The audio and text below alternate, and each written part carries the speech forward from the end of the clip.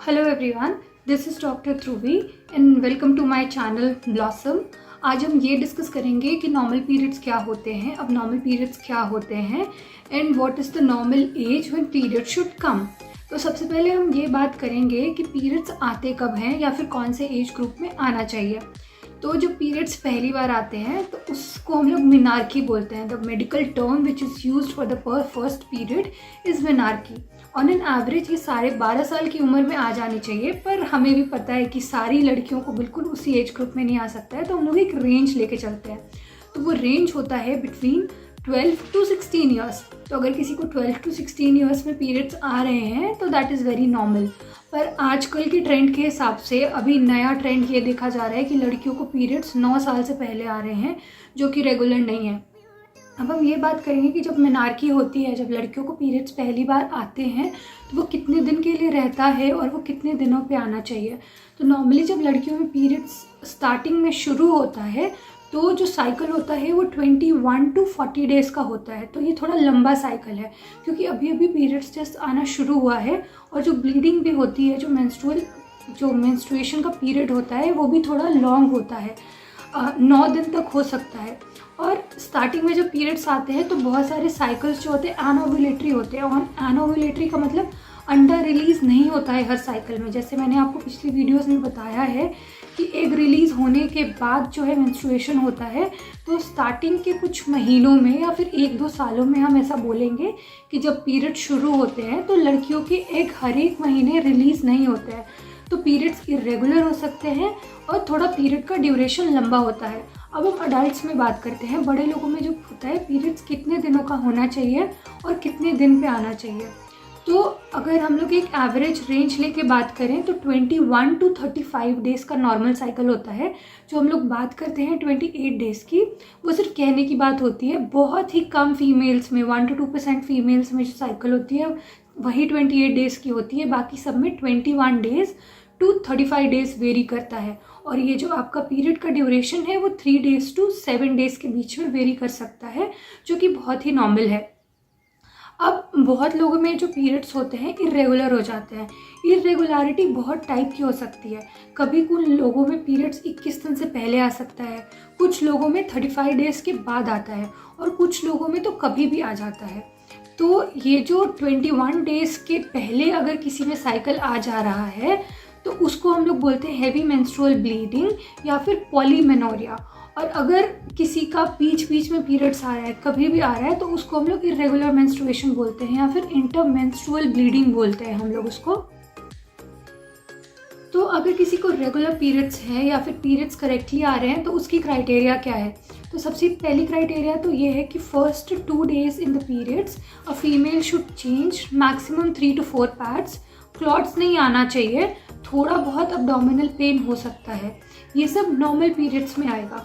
और periods irregular क्यों होते हैं? तो पीरियड इरेगुलर होने के बहुत सारे रीजंस हो सकते हैं। पहला तो फिजियोलॉजिकल रीज़न। फिजियोलॉजिकल मतलब वो रीज़न जो कि नॉर्मल है, वो किसी में भी हो सकता है, इसके लिए कोई भी ट्रीटमेंट की ज़रूरत नहीं है। तो सबसे पहला मेनार्की, जो मैंने बताया था, जब लड़कियों में पीरियड्स आने शुरू होते हैं तो उस टाइम पे पीरियड्स इरेगुलर होते हैं, कोई बड़ी बात नहीं है। 1 साल 2 साल इंतज़ार करना चाहिए, उसके बाद पीरियड्स खुद ही रेगुलराइज हो जाएंगे। दूसरा हम सबको पता है प्रेगनेंसी के टाइम जब तक वुमन प्रेग्नेंट होती है उतने टाइम तक उसको पीरियड्स नहीं आते हैं, तो ये कोई बताने वाली बात नहीं है।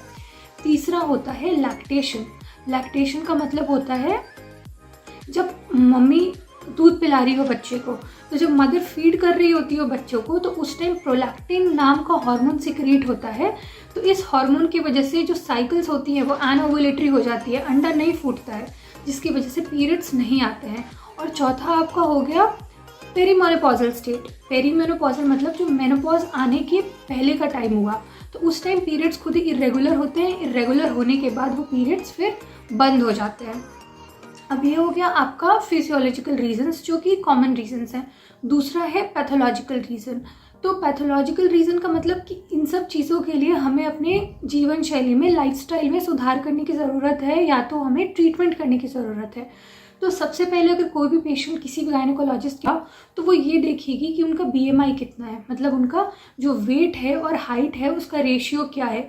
क्योंकि मोस्ट ऑफ द टाइम्स जो पीरियड्स इरेगुलर होने का रीज़न होता है वो होता है बहुत ही ओबेस होना फीमेल का, BMI डिरेंज्ड होना। तो सबसे कॉमन रीज़न जो आजकल देखा जा रहा है वो है थायराइडिज्म। तो थायराइड में जो पीरियड्स होते हैं इरेगुलर हो जाते हैं, तो ये एक कारण हुआ पीरियड्स इरेगुलर होने का। दूसरा कारण हुआ हाइपर प्रोलैक्टिनेमिया।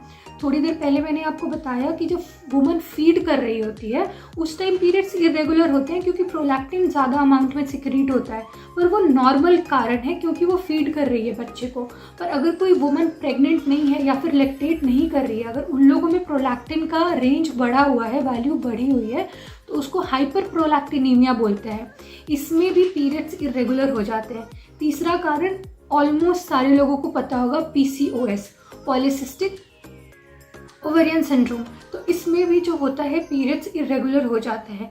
इसके अलावा स्ट्रेस किसी भी टाइप का हो सकता है, physical stress, emotional stress, mental stress, इन सब की वजह से भी पीरियड्स इरेगुलर होते हैं। इसके अलावा अगर कोई बहुत ही स्ट्रेनियस एक्सरसाइज कर रहा है इंसान, जैसे कि एथलीट्स में मोस्टली देखा जाता है कि उनके में पीरियड्स इरेगुलर होते हैं।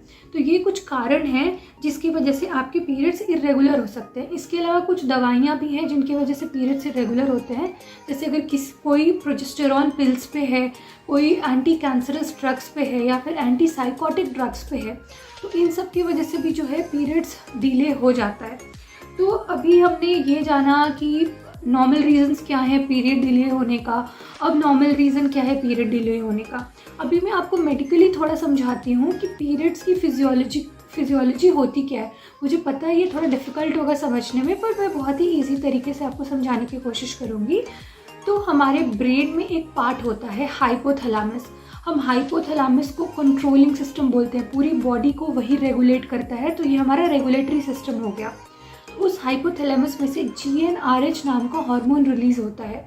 वो GnRH जो है रिलीज होके पिट्यूटरी में जाएगा, पिट्यूटरी को स्टिमुलेट करेगा, और पिट्यूटरी से ही निकलता है FSH और LH। तो अभी हमें ये जानना ज़रूरी है कि ये जो रेगुलर और इरेगुलर पीरियड्स होते हैं उसमें 4 हार्मोन्स बहुत ही इंपॉर्टेंट रोल प्ले करते हैं। पहला है आपका FSH, जिसको हम लोग फॉलिकल स्टिमुलेटिंग हार्मोन बोलते हैं। दूसरा होता है LH, जिसको हम लोग ल्यूटेनाइजिंग हार्मोन बोलते हैं। तीसरा ईस्ट्रोजन, और चौथा जो है वो होता है प्रोजेस्टेरॉन।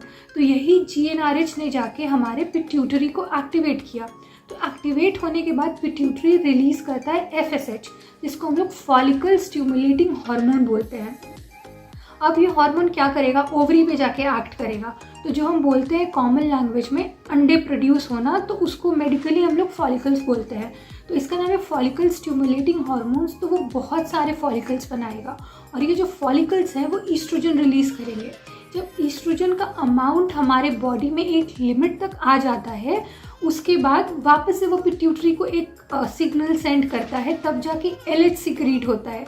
अब ये LH जो है वो ल्यूटेनाइजिंग हार्मोन है। तो मैंने आपको बताया कि बहुत सारे फॉलिकल बने, बहुत सारे अंडे बने, पर हमें भी पता है कि हर एक महीना सिर्फ एक ही अंडा रिलीज़ होता है। तो क्या होता है कि बहुत सारे अंडे बनते हैं। जो सबसे बड़ा होता है अप्रॉक्सीमेटली 18 to 20 मिलीमीटर का, वो इस ल्यूटेनाइजिंग हार्मोन के इफेक्ट में आके फूटता है, और फूट के उसमें से एक अंडा रिलीज़ होता है हर एक महीने। तो आपने सुना होगा कि बहुत सारे ओव्यूलेटरी टेस्टिंग किट्स आते हैं। तो ये जो ओव्यूलेटरी टेस्टिंग किट्स आते हैं वो ल्यूटेनाइजिंग हार्मोन को ही मेजर करके आपको बताते हैं कि आप उस टाइम ओव्यूलेट कर रहे हो या ओव्यूलेट नहीं कर रहे हो।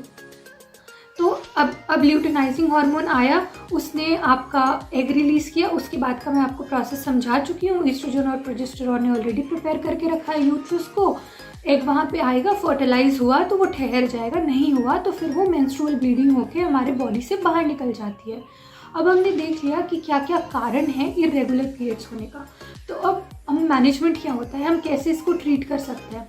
तो सबसे पहले फिजियोलॉजिकल जो है उसको ट्रीट करने की कोई भी ज़रूरत नहीं है। दूसरा, सबसे पहले आपको अपनी गायनेकोलॉजिस्ट को जाके दिखाना है, आपको विजिट करना है, राय लेनी है मुझे क्या करना चाहिए नहीं करना चाहिए। तो सबसे पहला तो बेसिक यही हो गया कि लाइफस्टाइल मॉडिफिकेशंस करना बहुत ज़रूरी है। तो लाइफस्टाइल मॉडिफिकेशन का मतलब क्या हुआ।